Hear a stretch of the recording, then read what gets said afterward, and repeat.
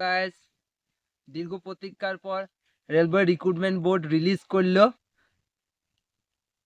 RPF constable exam notice. তো চলুন কিভাবে আপনার এক্সাম সিটি চেক করবেন এবং অ্যাডমিট কার্ড ডাউনলোড করবেন সমস্ত কিছু আমি আপনাদের দেখাবো। চলে যাই আমার ফোনের ডিসপ্লেতে। চলুন আমরা চলে এসেছি ক্রোমে।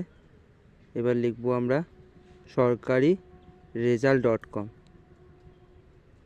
লিখে গো করবেন।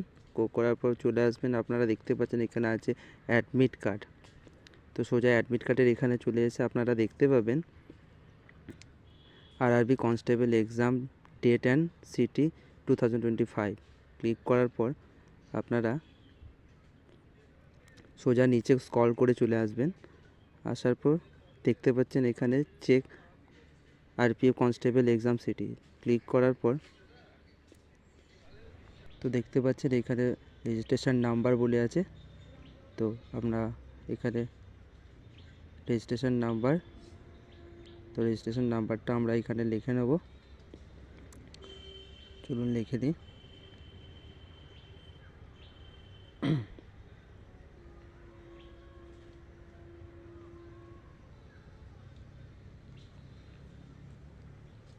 এবার আপনারা এখান থেকে ডেট, তারপরে মান্থ এবং আপনার ডেট অফ বার্থের সালটা সিলেক্ট করে নেবেন।